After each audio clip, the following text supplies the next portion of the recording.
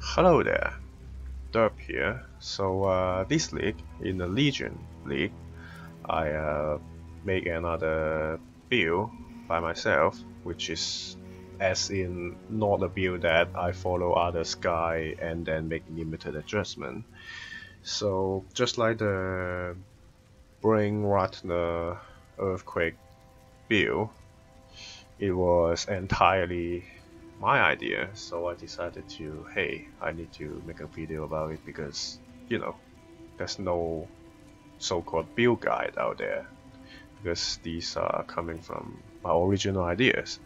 So I would like to talk a little bit about well, maybe not a little bit, about the build. So basically I wanted to try the new Chieftain, and I wanted to try Disintegrator, and I also wanted to try Ice Crash. At first, I don't think I could fit everything in one build, but then again, I start with the Cold to Fire, Winter Orb, Ice Spear character, which utilize Cold to Fire, and I was like, hey, Ice Crash is an cold skill, so if I might as well use Cold to Fire again, so I can be a Chieftain and still do a lot of damage. And the numbers in POB seems fine, but the build ended up doing a lot more damage than I thought it would be, originally planned. So yeah, this is a kind of special, because I don't think I have seen any other builds out there that is Ice Crash Chieftain and with the Disintegrator. There's not even a lot of staff builds out there, so if you want to try our staff attack build, you can also try out this build. So basically the idea is that you use a Disintegrator and you utilize the Prioring and Cold to Fire support gem to make firstly, you convert all your physical damage to cold by 50% from the Ice Crash itself and 50% from the Herm's Sorrow. And then you convert the cold damage into fire damage by Prior and Cold to Fire support. So you will be doing major fire damage and tiny percentage of cold damage and reasonable amounts of chaos damage, because Disintegrator give reasonable amounts of non-chaos damage as chaos damage as long as you have Siphoning Charge, and the only thing you need to do to get Siphoning Charge is to use your skills, which makes it so that you should be having 3 to 4 Siphoning Charge consistently during battle, which give you a lot of damage. Also, because the base damage of the Disintegrator is extremely high compared to other weapons, what had ended up happening is that added damage is very ineffective, which also means you can invest into other direct form of damage, which is like gain on chaos as extra chaos, which utilize the double conversion, which makes the extra chaos damage way more effective. And you can also get accuracy from your rings, which also means Heralds is very ineffective too. So you don't want Herald of Ash, you don't want Herald of Purity, because both of them are giving you like 3% damage. It's less than 5% as far as I remember. So yeah, you don't need add the flat damage from your gear. You only need the Disintegrator staff, which gives you enough added damage. And because the base damage is so high, your added damage is not effective anyway. So you just focus on whatever you need, like attack speed, which is the most important thing of this build, because the base attack speed of Disintegrator is, as you can see, only 1.25, which is very low. So you basically want as much attack speed as possible. Yeah, and again, you can invest into minor costs, like this ring here.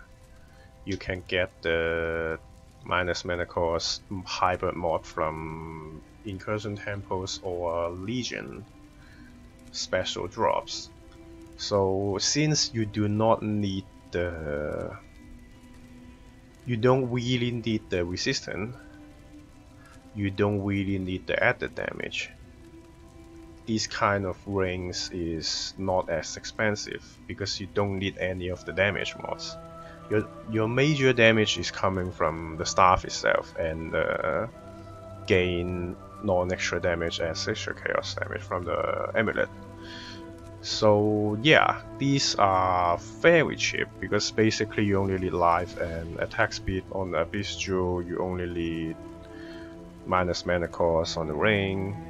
The only thing that is semi-expensive is the amulet, but if you do not go for the crit multi. The crit multi is also not as big as other builds because I utilize the left side of the tree, which a lot of people will utilize the tempered flash unique jewel, which gives you 70 crit multi already. So again, resulting in that, the result is that I did not thought about this when I made the build, but what ended up happening for the build is that since added damage is ineffective, crit multi is not as effective, the gearing process is a lot cheaper than I thought it would be, and it still gives out a crap ton of damage. So what ended up happening is that I don't think again, like I said, Herald of Ash and Herald of Purity is giving you like 3%, 5% damage. So might as well not use them. So what's happening is that I am using Purity of Elements because I planned, since I'm a Chieftain, I got 10% physical from his taken fire damage already. So I'm utilizing Watcher's Eye, which have double damage taken as while affected by Purity of Elements. So that I have, and then you get 20% extra from Taste of Hate. So you get 50%, like half your physical damage taken as elemental damage. So, which gives you a lot of defense. And then I decided to go for armor gears, which doesn't seem like much. You only looks like only 3k armor, but since you want Lion's Roar anyway, when you use all your flasks and press Molten Shell, as you can see, you have like 2000 shield. You have a nearly 2000 shield when you use your Lion Roar and then press Molten Shell. So basically, gives you 2000 extra effective HP whenever you press Molten Shell, which it has a relatively short cooldown, and I am not using an increased duration because yeah, 4 seconds is enough for you to tank anyway. You don't want a 10 seconds Molten Shell. If you need it, which means you're in grave danger, and Molten Shell will most likely not save you anyway. So the idea is that you press Molten Shell when you are taking damage, which helps you become extremely tanky. You can tank a Shaper Slam if you use the Lion's Roar and the Molten Shell. You can tank a Shaper Slam because half of your physical is taken as elemental anyway. So, which makes it extremely tanky. And if you're in the Betrayal or Legion encounters or whatever future League mechanics, you can just press the Vow Molten Shell, which gives you like, I don't know, 6000 shield? yeah, the shield will be like 6,000, 5,000 or something. Like if I use Vow Molten Shell when Shaper Slam hits me, I take like 1,000 damage. That's it. I take 1,000 damage, basically. So yeah, and Vow Molten Shell itself lasts for like 10 seconds. So yeah, Molten Shell and Vow Molten Shell, and you can even alternate between them, like activate Molten Shell and then when it runs out activate Vow Molten Shell, which gives you a crap ton of tankiness. So this build is fairly tanky, but again, Legion is ridiculous. So if you misclick your flask, like if you don't if you press Molten Shell before you click Lion's Roar, you only have like 1,000 shield. So yeah, this and that, if you misclick, it's like your tankiness is a lot less effective. But if you play it right, it is very tanky. If you play it right, like every time if you can activate your flask and Molten Shell at the correct time, you can actually take a lot of damage. So yeah, that's the basic premise of the build. So let's talk about the gem links. So I'm using Ice Crash, increase area of effect, which can be swapped into concentrated effect when needed, and then elemental damage with attacks, Cold to Fire, Malefice, and Ruthless.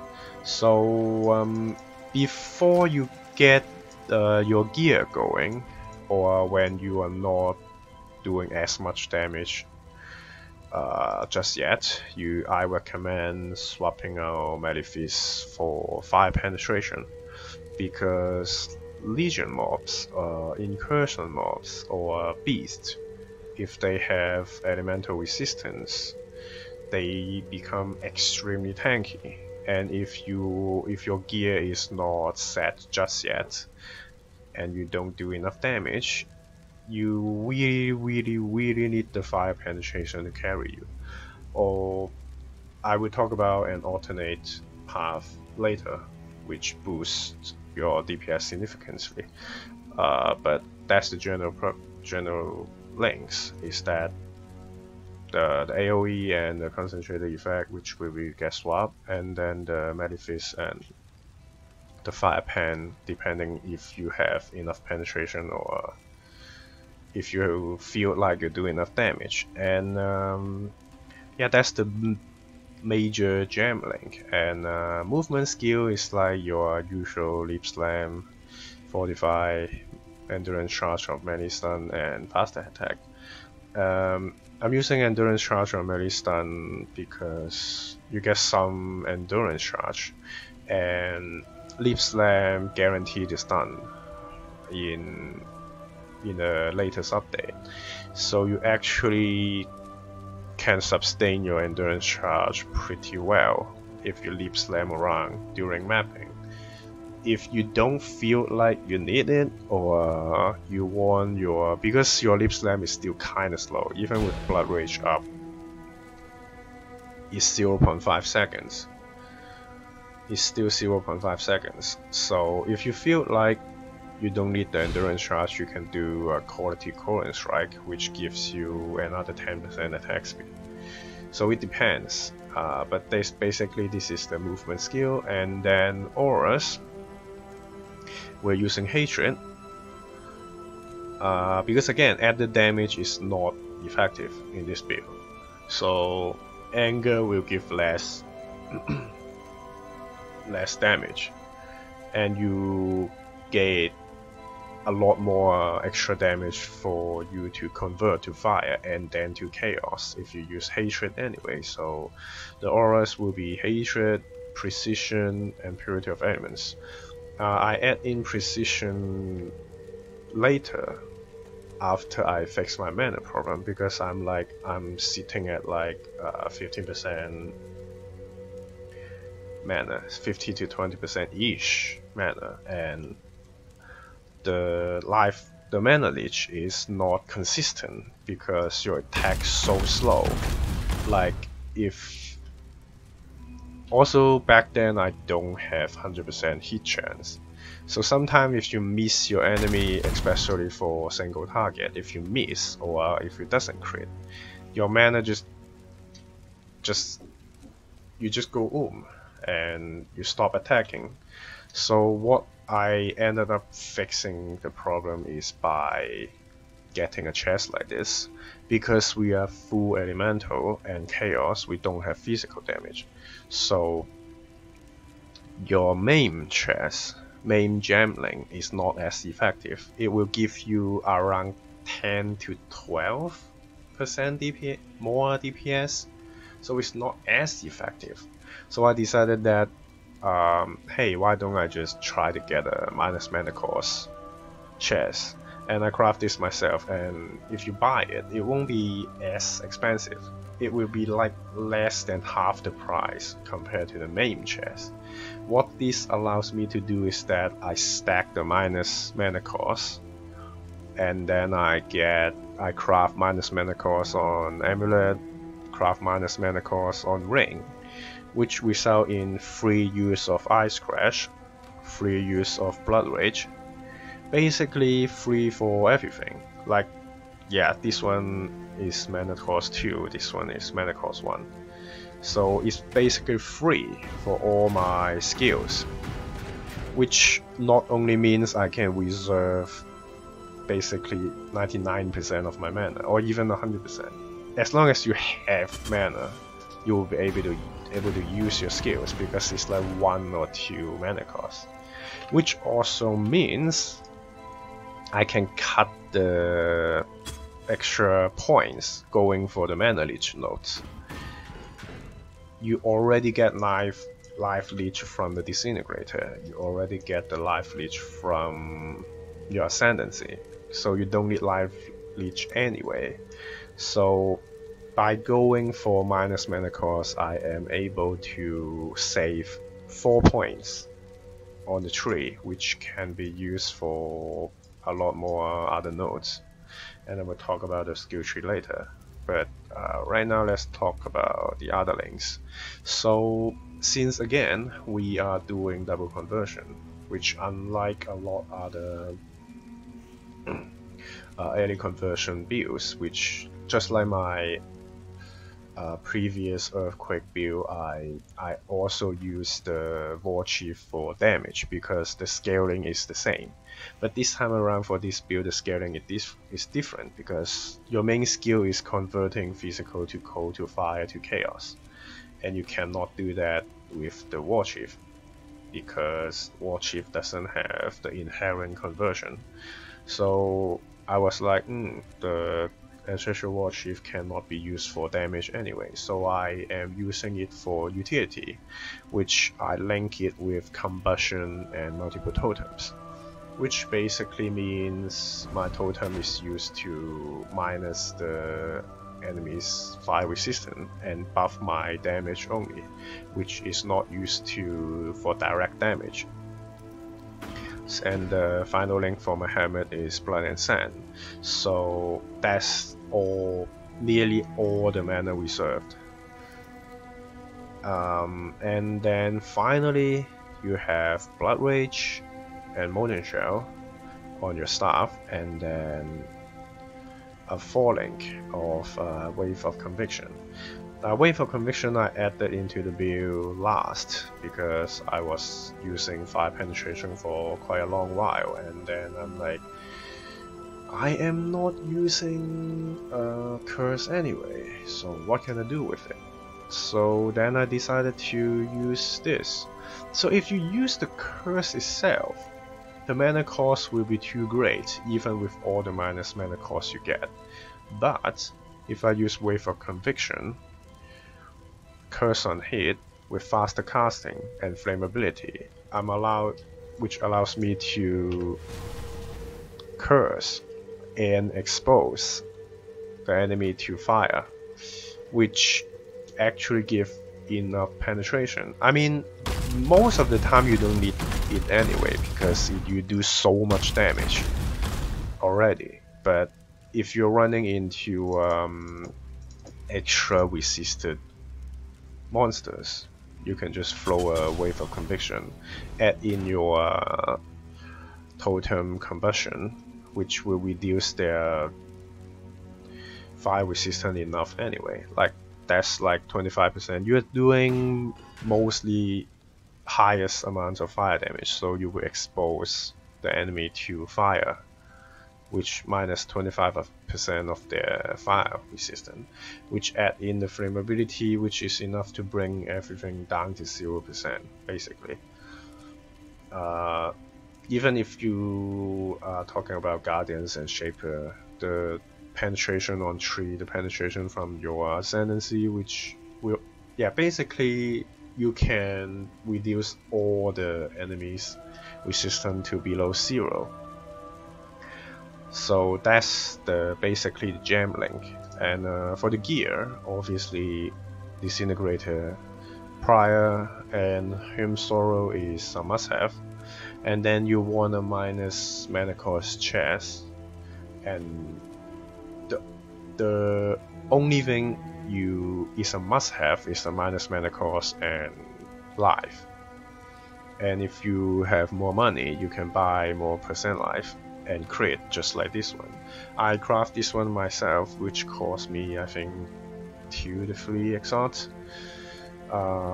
Which in the process I got a maim chest which I can sell. Anyway, again, maim chest gives you like 10% damage, which is not a lot, but if you have minus mana cost, which allows you to forego the mana leech nodes, which means you have a shit ton of points left. So yeah, that's the chest. For ring, you want again life, tiny bit of resistance. You don't need a lot of resistance because Prior itself has resistance, Hemsora has some resistance. You never need fire resistance, but you will get it because you need to Scorch Fossil to craft the helmet and the belt. So you will have enough fire resistance regardless. But any kind of other resistance is bonus. So this is basically the ring. And then amulet you want, yeah, depends. You can get accuracy for the, if you can get accuracy from the Abyss Jewel, you can have less accuracy from the ring and the amulet. You can mix and match them. So basically this is the 3 slot. Abyss Jewel, ring and amulet is the 3 slot you can get accuracy. And for amulet you want to gain non-extra chaos as extra chaos.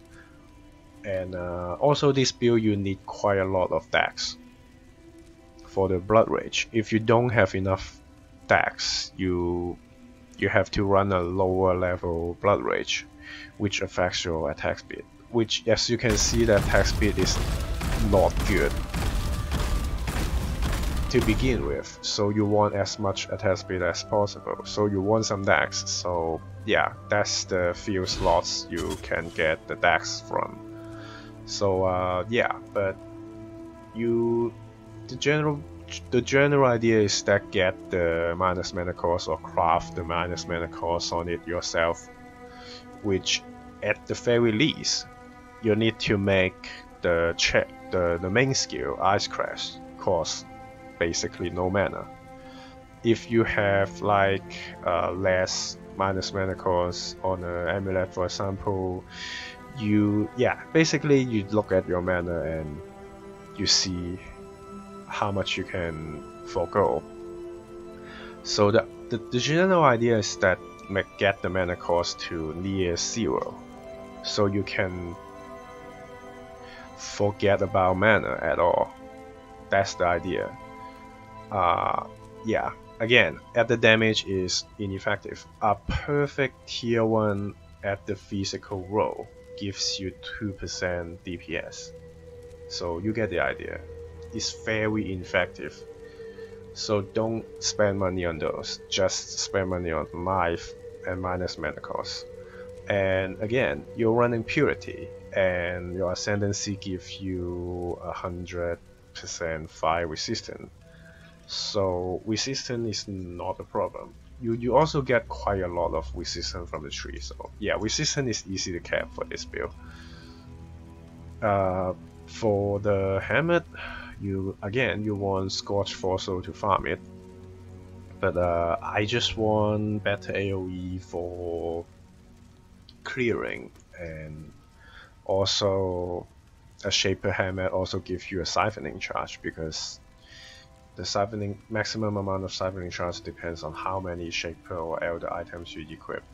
But one thing to note is that do not go overboard, because the degen is actually a problem. If you get too much siphoning charge, you actually need to as you can see, the degen is actually a problem. And an accidental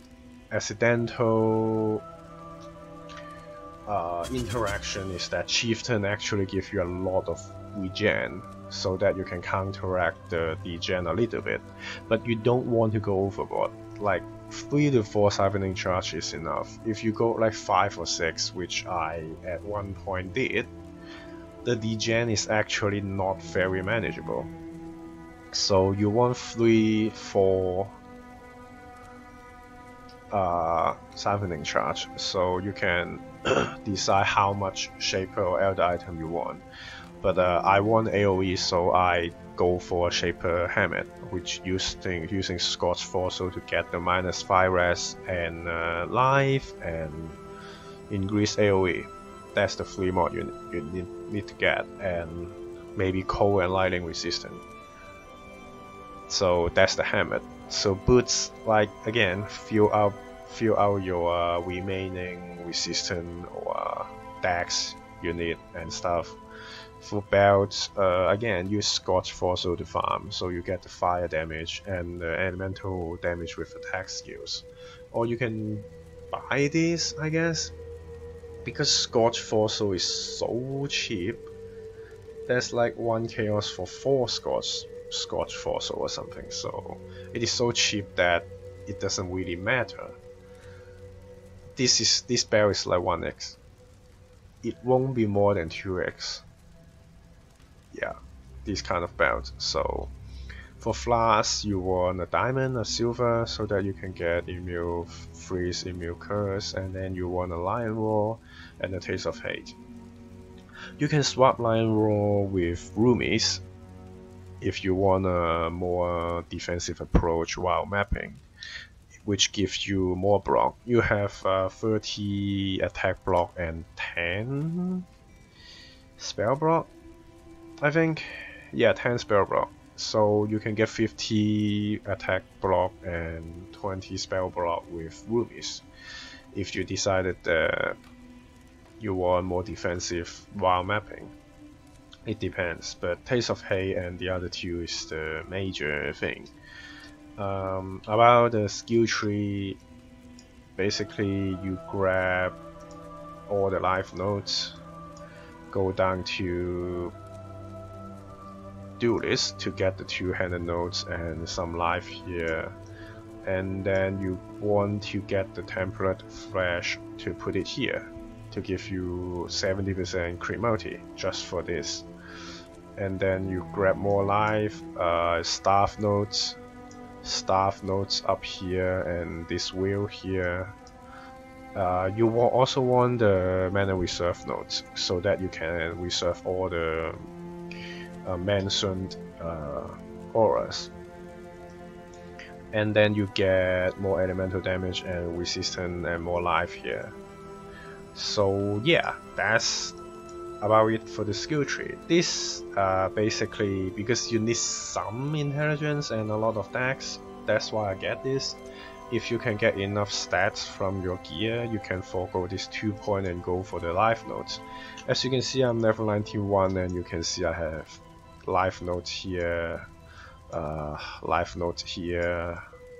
I can get. And then you can go into this wheel. It depends on which approach you want. Again, you do enough damage, so if you want, you can forego these 4 points and go for the knife node first. Or if you can live with less life, if you're still feeling comfortable with less life, you can give up some life notes and go into this wheel here, which gives you a lot of damage for this wheel here. Yeah, that's basically it for the skill tree, and I stated at 6000 HP because it just happens to be 6000 when I get to level 91, so I decided to not take the life notes. Instead, I take the wheel here because yeah, I like even numbers. So that's the skill tree. About the ascendancy, you want to firstly go for, I think I go for this note first because I feel like I'm doing enough damage throughout the leveling process. I always feels like I do enough damage. Like, it's actually ridiculous how much damage you do. You attack slow, but you hit really hard. Like, a lot of the map bosses get 2 to 3 shot because of the Ruthless. You Ruthless blow them, they just drops. They dies. So I never feel like I need the damage. So I first take these notes, which give you a lot of life recovery as long as you get hit. And you get fire resistance, life regen, and feast takenness. And then I go these notes, which is a fire pan, which helps, which also helps your war chief to ignite. And then you go cover enemy in ash notes for the extra damage. And finally I go for the totem note, which every time you put down your totem, the enemy deal less damage and they take more damage. So yeah, that's basically it. I will also leave the POB in the description, or maybe if you are interested I can show you too, I guess.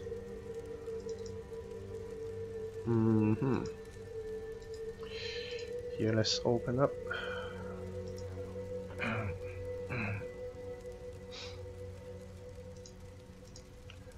Whoops, I should have opened this before, huh? Sorry about that.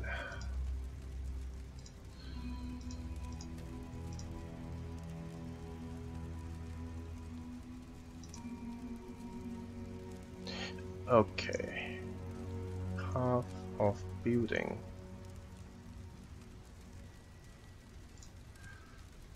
Wait, what? Whoops. Yeah, okay. Path of building. My bad. I should have better prepared, but I don't usually do this, so forgive me for that. Oh my god, why is this so bad? Okay, it's fine, good enough for me.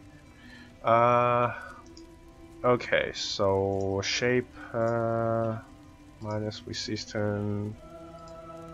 So okay, what I wanted to show you first is your normal damage. So this is your damage while mapping, basically 570k. So you don't always want to put down your totems and stuff, because 90% of the time you slam the ground runs, the pack is dead. Most of the time, including the rares. Only the Legion rares can withstand a few hits. Most of the rares and the white mobs all die in one hit. Ruthless blow or what, crit or not, they just dies. You hit so hard. As you can see, if your flask is up, your average damage is like 560k already. So basically, my damage is not even my gems is not even the max level, as you can see. So yeah, if you do, let's see, wave of conviction, yeah, this is your normal damage, nearly 1 million without anything. So if you put down your war chief and you ignite the enemy, you got 1.3 mil damage.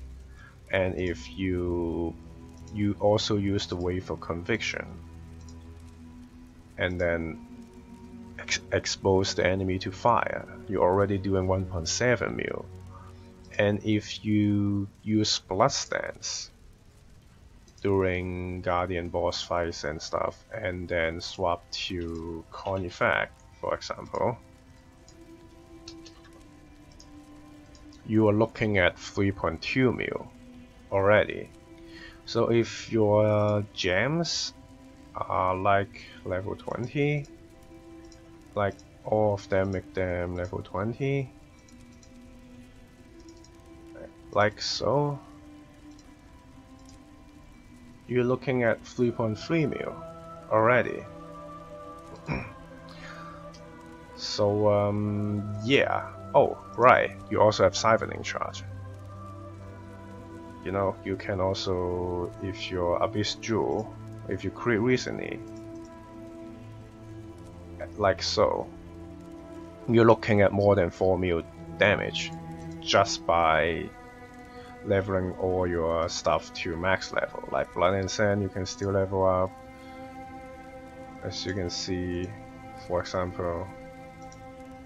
So yeah, you can see the damage number here, and you can fiddle around the POE link I put in the description and stuff and see for yourself. So basically, you won't always be using the wave for conviction, so you can uncheck those boxes like flammability, uncheck them, you're still looking at 3.3 million. If you're not looking at the war chief, you're still at 2.4 million. You know, if you're using AoE and not Con effect, you're still doing 1.5 million. So yeah, damage is good, and you have the defensive option of using your flask and then pressing Molten Shell, which is it's actually a lot of defense, but Legion mobs can still kill you. I have been one shot from full health with the 6k life via Molten Shell by Legion mobs. They can still kill you, because again, the rare mobs are not designed to be stacking on top of each other with 5 auras. And if you have 5 auras, even the white mobs can deal 3000, 4000 damage per hit. So if those stacking up happens, you will still die, but since you hit for more than a million damage, you can easily hit more than a million damage, so you can still freeze or stun the enemy, even though your cold damage is only 3% of your damage, but you can still freeze them. As you can see in some of my other clips, you still shatter, you still ignite them, you still stun the enemy. You can even stun some of the map bosses. For example, it's like some tier 14, tier 15 maps, I have been Ruthless Blow, crit, and one-shot them. It can happen. So if everything lines up, if your Ruthless Blow happens to crit, you just one-shot the map bosses. So yeah, it feels good when that happens, like the boss just get deleted, one-shot. So that feels really good when that happens. But at the same time, which also means if you roll non-crit a few times in a row, it will feel like you're not doing damage. But the very next hit could be the hit that one-shot the enemy. So yeah, it is kind of exciting sometimes when you play this build. So yeah, if you are interested in Disintegrator or Ice Crash Chieftain meme build, this is a surprisingly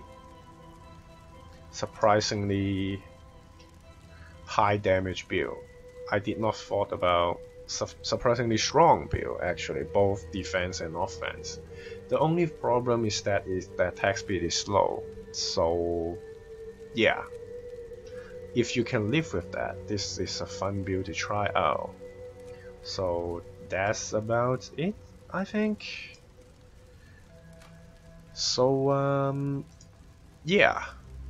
Lastly, maybe I can do a Minotaur map to showcase the clear. Hopefully I don't die to Legion, because that would be embarrassing, you know.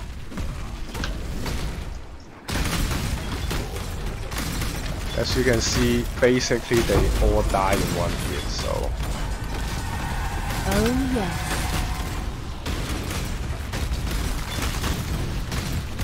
You can do... Obviously you cannot do elemental with flag maps, but you need to also be wary about physical with flag, because your leap slam is still doing reasonable amount of physical damage, which will never one-shot you. It will not one-shot you, but it will chunk you down to half health or something, which allows the enemy to kill you easily, because you're at half health, not full anymore. But if you don't jump into a big pack with your leap slam, you will be fine for physical with flag maps. So avoid enemy with flag maps, avoid less life recovery maps, then you are fine. So yeah, that's the Legion encounter, and I hope you don't die. As you can see, you clear it pretty well, but this time around I don't have too much rare mobs, so I can't really showcase that. But basically you want to slam and leap slams, ice crash, leap slam, ice crash, leap slam. You never want to do 2 ice crash in a row in Legion encounters, because they can easily still kill you through your molten shell. As you can see, vulnerability is a bad map mod, because all your degen is physical, which means vulnerability will increase all the damage you take. One little trick I found is that put your weapon swap and blood and sand here, so that you can quickly swap around blood and sand, even though if you don't have the button for that.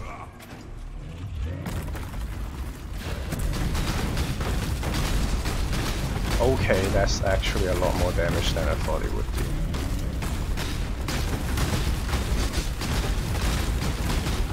be. Yeah. So this map has vulnerability and 35% boss lives. As you can see, the clear and the damage is there. Again, like the map mods, vulnerability makes you take a lot more damage. Vulnerability is actually worse than no regen, because no regen you can still use your life flask to cover that gap. Vulnerability actually makes your degen quite quick. You actually take a crap ton of damage, because Blood Rage and Cybernetic Charge both take away your health by physical damage. So, but you can still do it. You just need to be more careful. Again, you stun and freeze most of the enemies, so it is fine. But 60% less life recovery is terrible. You can do no regen, because again, your skills cost basically no mana, and your degen is not that bad. It's bad, but not that bad. Your life flask should be able to cover up. Your life leech and the life flask should be able to cover that up. Also, I'm using the regening life flask, which also give more life recovery when you're low life.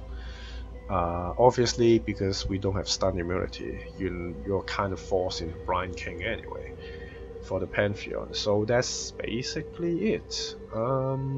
Yeah, I don't think I missed anything important.